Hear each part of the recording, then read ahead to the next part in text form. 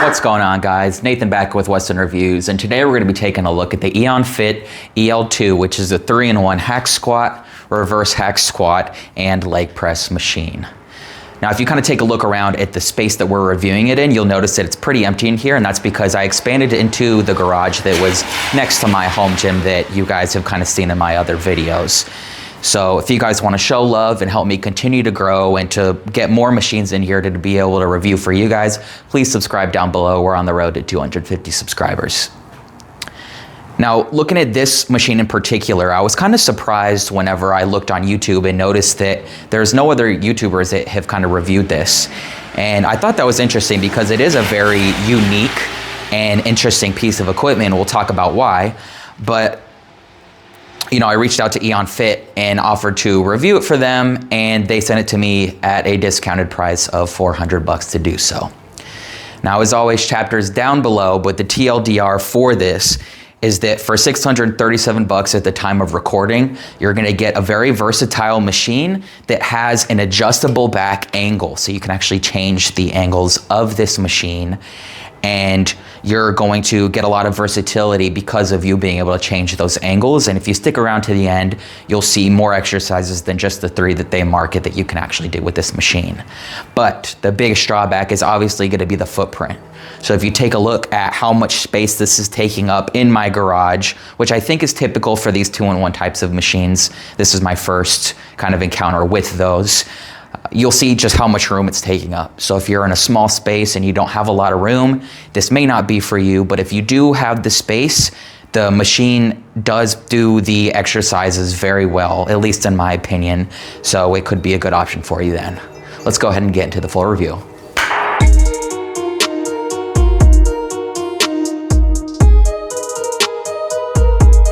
All right, so we're gonna get into what makes this piece so unique, and that's the fact that you can actually change the angle of the sled itself.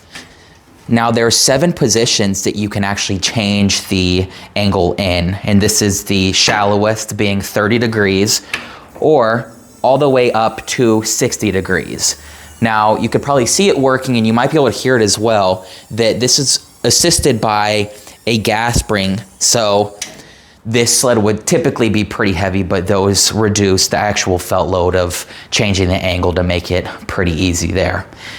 Now, a bit of a knock on this is the fact that there's no laser cut or any type of labeling on the actual degree increment that we're jumping from. So again, like I said, this can be adjusted from 30 to 60 degrees.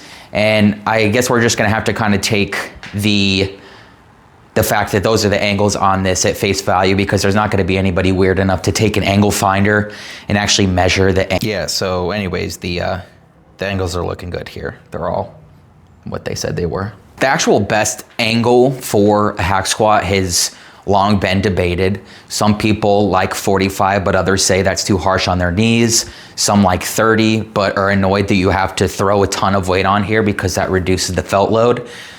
So I think that's kind of why, like Temple of Gains, for example, went with 37.5, because there's people on either extremes. But with this, you can adjust the angle in increments of 5.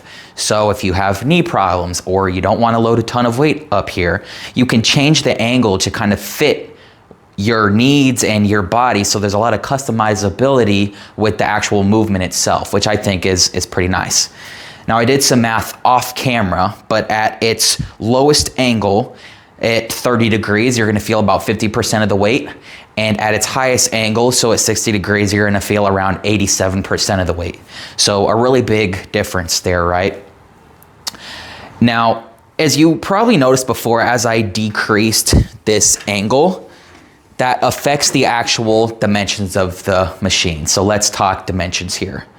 At its maximum, so with this all the way back, we're gonna be looking at 114 inches this way and 63 this way. So the dimensions for this are no joke. It's a beast of a machine for sure, but you're getting that adjustability with this. At its highest angle, so 60 degrees, then instead of 114 inches running this way, you're gonna be at 102. And it's not like all of a sudden that means it's minuscule in its footprint. It's still a beast, but it's smaller if you keep it more upright. So If you like the idea that you could change this angle a bit, maybe you don't adjust it all the way down to 30 degrees to increase it to that max footprint, but the option is there for you if you'd like to do that. Now, when building this, I was actually surprised with how large it was. I didn't expect it to be this big, but with some research, I did notice that these types of machines are pretty big, just not as big as this. So if you're looking for something more compact, something else might be better. But if size doesn't matter, then I think the ability to actually adjust the back angle is really nice. Now you could fit 5'3" to 6'5" people in here according to EonFit. I think some of the movements that may not necessarily be true, and we'll talk about that as we go through the actual feel and performance of the movements, but more on that later. Now these weight horns can support 300 pounds each and are 11.5 inches wide. So if you're using a standard plate, you're not gonna have any problem getting to that max, but if you're using bumper plates, you may just run out of room. So that's something to keep in mind. Now the starting trolley weight was very difficult to get actually, but at 30 degrees, it was around 48 pounds. And at 60 degrees, it was around 86. That's f***ing heavy. So pretty different there, and that kind of just shows that changing the angle is really going to change the felt load a lot too. Now we're going to get into the hack squat movement pattern. So different features that kind of go into it to make the movement what it is and how the movement actually feels. So we're actually going to start off with the foot plate. The foot plate is a pretty decent size. We're looking at 23 inches wide and 26.5 inches long. Now the actual foot plate itself is adjustable in its height, and you just twist this knob and pull this pin, and there's various different lockout points, 4 in total there. So you get a lot of adjustability there. Now, if you tighten this down, you'll see that me shaking this foot plate, it's not really going anywhere. So it's a really good stable base, but I did wish that it had grip tape instead of the black diamond texture here that's kind of standard across all these machines. That's not necessarily a knock on EonFit, but just a gripe, I guess, that I have with these more budget-oriented machines. Now the rack unrack of this is pretty interesting, I think, especially compared to the other budget options. And with this, you get under the sled, you engage the actual mechanism by pulling the handles into your body, and that releases the hook and allows you to begin your movements. These two handles are independent of each other, so you do have to open and close both of them whenever you're doing this particular movement with the hack squat itself. Now there's 4 different stopper heights for it to catch on, so you should be able to cover most heights there as far as finding a comfortable position to start at, regardless of how tall or short that you are. Now there are 3 different safety spotter options here, and the peg that goes inside them is just removable. So you could just take them out and just place them in whatever height that you want. Now for hack squats, I actually just take them out completely because I noticed that it severely limits my range of motion whenever I use them. Now I'll throw a picture up here on the screen, but you can see that there is room for this to extend down for there to be more stoppers. So I wish that they did do that. The movement itself, I think, feels very good. It feels like just a standard hack squat does. The padding itself, I was actually surprised with how comfortable it is. So it's firm, but soft at the same time. I don't really know if that makes sense, but it's very comfortable. So, you know, not a very hard, high density foam that feels like you're just setting a couple cinder blocks on your chest or your shoulders or anything like that. Very comfortable. Now I am 5'9" and I am able to get full range of motion on the hack squat. So that's particularly with it all the way up at the 60-degree angle, full ass to grass with that. Now that said, for this and all the movements for that matter, as you decrease the angle of the sled here down to like 30 degrees, you're going to have a much shallower range of motion. So one of the ways that you can kind of alleviate that is taking this foot plate and raising it up and bringing the bottom closer to you to help extend that range of motion. But the problem with this is this lifts your toes up, and some people may not have the ankle mobility for that. So it's kind of like a magician's hat. I keep pulling shit out of here. But these are Versa lifts, and they are just heel inserts where you can put them inside your shoe and raise your heel up, and that improves your ankle mobility. So you'd be able to lift this up and still be able to perform the movement without any discomfort in your joints. Another option is to take a plyo box. This particular one that I found is very large and fits the base rather well, and just sit it on there. And you'll see that what that does is that raises the foot plate, brings me up higher, and that allows me to get a greater range of motion there. Now, something else that I do want to just touch on really quick is how loud this machine is. And I don't think that that's this machine in particular, it's just any machine that's on linear bearings and guide rods. But if you're in a space where you need to be quiet, you need a silent machine, then this style of machine, not even necessarily this particular unit, but one on linear bearings probably isn't going to be your go-to machine in that particular case. Now, right now I have plates loaded on here, but you can also use bands. So this arm down here is locked out during hack squats. So you could take a resistance band, hook it around the bottom, around this horn at the top, and hook it back. And now you have a band with your resistance, making it harder at the top. So you could do just resistance bands, just plates, a combination of both. You have a lot of options and choices as far as what you want to use for the actual loading of the movement. The reverse hack squat has the exact same setup as the hack squat, so I don't have to cover any new features or anything. You're just facing the opposite direction. But I will say that at the highest angle, so 60 degrees, the reverse hack squat is extremely humbling. I'm not even going to talk about how little weight I was able to throw on here. But that said, this particular exercise, the reverse hack squat, anything lower than that, angle-wise for the sled, your range of motion does suffer a lot. So, going from 60 all the way down to 30, you're not going to get anywhere near enough range of motion. I talked about before how you could use a plyo box in order to increase that range of motion, but as it stands, you're not going to be able to hit full ROM on the reverse hack squat. That said, the movement itself does feel really good if you are able to get your full range of motion up at those higher angles, because these are very comfortable, very supportive, and the rack unrack is very easy to use. So other than the range of motion being an issue at the lower degrees, this movement feels very good. That brings us to the leg press, which is the last of the three exercises that EonFit markets for this machine. So in order to switch from the hack squat to the leg press, you come around the back here and you remove a pop pin that keeps this seat back in place for you during your hack squat.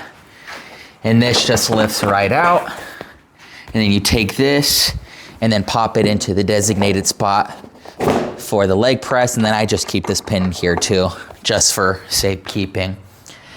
Now, after that, you reach under here, and this is a little bit awkward to get to, and you pull out the foot plate here, and then you can tighten that back in for stability. Now, my gripe with this is that there's only one angle to adjust the foot plate instead of multiple. So, you're kind of fixed at this angle. That said, the back pad is adjustable at 4 different positions, so you can lean that back and essentially get the same effect that you would typically have for, say, this leaning forward to get deeper into the actual stretch or bottom of the movement. But you could also drill a hole in this too, I guess, to have other places for it to catch, but as it comes, it's just the one. Now for the leg press, you're definitely going to want to use these stoppers that they give you, and that's because this has a great range of motion for the leg press. Nobody within the high range that it's listing is going to be able to fully hit depth on this. It's just not going to happen. unless you fold like a pancake, in which case that's an entirely different issue. So the actual dimensions of the foot plate itself, it's not a huge foot plate, but it's not microscopic either. So it runs 14 inches, or excuse me, 21 and a half-ish inches this way and 14 inches this way. So it's not like you can vary your leg positioning too much with this particular unit, but it's still large enough to comfortably perform the actual movement itself. Now the rack unrack is different from the hack squat. So now we're not, you know, reaching behind our head and pulling in to unrack. Now what we're doing is using these handles that we have down here. So there's a little pin that kind of locks this from rotating whenever you're using this rack system to open and close. But if we take these pins out, then moving this in and out becomes our rack unrack. And so I'll show you guys what that would look like here in a movement pattern. But the actual movement itself, I mean, it feels really great. It feels like a standard leg press. You just have the option of 30 degrees all the way up to 60. Now, although you can go to 60, I find that it kind of feels weird on my lower back, even with this all the way down. I think 60 is just a bit too much, but you can get higher than the 45 that, you know, all the standard traditional leg press degree angles are at. And that means that you're gonna be using less plates whenever you're performing the actual movement, which I think is good for a lot of people because a lot of people are very strong in the leg press, and the heavier that we can make the movement itself to decrease the amount of plates that we have to have and that we have to load and unload, I think is great. Let's talk additional exercises for this machine, with the first being the most obvious, and that's a standing calf raise. So in order to do that particular exercise, all you have to do is just put your shoulders up into these pads here, kind of like a reverse hack squat position, and hang your heels off the edge, and you're able to get a full range of motion, and the movement feels really good. But that said, I do wish that there was an integrated calf block or something of that nature to be able to vary the angle at which you're doing the actual calf raise itself, kind of like what you see on the Forest USA compact leg sled. But the exercise or the way to do it that I mentioned works just fine.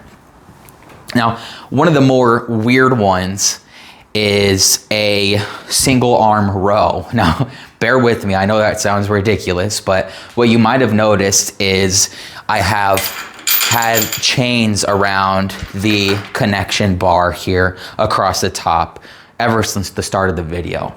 So what I've done and tested, and it feels really good, actually, is to take a handle and connect it up to that little chain carabiner that I have and brace against the pole that's in the back here, and essentially just lean over and row in. And since this is at a 30-degree angle, I'm able to get completely over it and pull in, and it feels really good, which it sounds like it's pretty ridiculous, and that doesn't mean it's not, but it does feel really good, and that's just another idea. Now, something else that you can do is you could take some type of pad for your chest. In this particular case, I have one from ATX that I bought from them whenever I went to Home Gym Con last year. And taking this and putting it across this top bar here, I can essentially create for myself a chest support and perform a high row on guide rods. Now, obviously you can't do a low row because your elbows would hit the bar, but you can do a high row, chest supported row just fine, and it feels really good. Again, ridiculous, yes, but feels good, yes, as well. So the last one that I want to talk about is the fact that you can actually do a leg sled movement with this.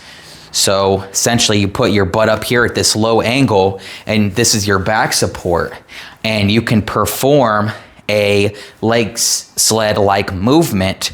But that said, the range of motion of it is really limited, so you wouldn't be able to get full ass to grass with it, but for most people you should be able to get to around 45 degrees in the knee. But with that, I mean, all those exercises in mind, that's what, like a 5 or 6-in-1 that you can do with this. And that's specifically because of the option to lay the back down to get those extra exercises in.